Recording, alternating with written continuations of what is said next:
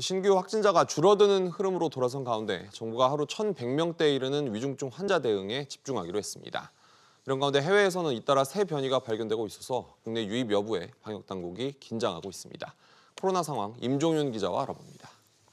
우선 정부의 네. 위중증 환자 대책, 구체적으로 어떤 내용이 담겼습니까? 예, 먹는 치료제를 위중증 환자들에게 대거 발생하고 있는 요양시설 등에 집중 공급하겠다라는 건데요. 네. 정부는 오늘 브리핑에서 내일부터 각 시, 군구, 보건소 258곳에 먹는 치료제를 우선 공급해서 여기를 통해서 요양병원과 요양시설, 정신병원 등에 집중 투여하기로 했다라고 밝혔습니다. 이를 위해서 각 보건소별로 팍스로비드 100명분, 또 라게브리오 24명분 등 총 3만 2천 명분의 먹는 치료제를 공급하겠다는 겁니다. 지금 요양시설 상황은 어느 정도로 안 좋은 겁니까?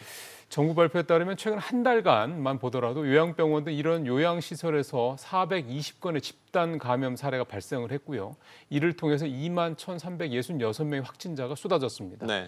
특히 일부 시설에서는 확진된 요양보호사가 대체 인력을 구하지 못하다 보니 계속 근무하면서 담당하던 시설의 입소자들이 동반 확진된 사례들도 있는 것으로 전해지고 있습니다.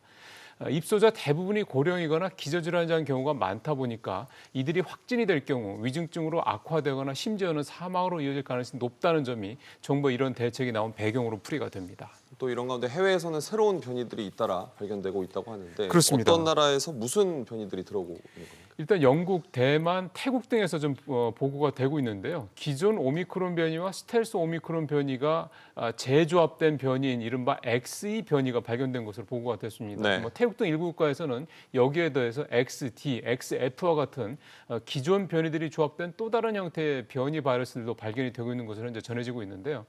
정부는 일단 국내에선 이런 재조합 변이들이 발견되지는 않고 있다 이렇게 밝히고요.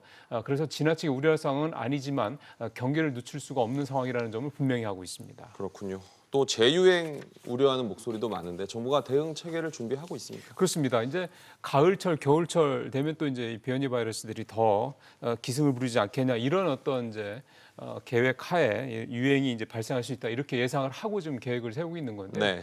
이를 위해서 이제 현재 그 일부 좀 고위험자나 고령층이라든가 기저질환자를 대한 이 4차 접종이 시작이 됐고요. 여기에 더해서 접종 계획을 전면적으로 좀 더 검토하고 있다 이런 얘기를 내놨습니다. 그리고 좀 계속 요즘 화제가 이슈가 되고 있는 게 격리 기간 단축 문제, 또 코로나19를 1급 감염병에서 좀 하향하는 문제 이런 것들인데요. 네. 이런 문제에 대해서 현재 정부가 방역 대응 체계를 일반 의료 체계로 전환하고 있는 과정이기 때문에 이 작업에 대한 어떤 결과가 어느 정도 나온 뒤에야 이런 부분들은 좀 요즘 이슈가 되어 있는 부분들에 대한 정부의 입장이 정해질 것이다. 이런 얘기도 오늘 내놨습니다. 당국도 고민이 깊겠습니다. 그렇습니다. 장 기자, 잘 들었습니다.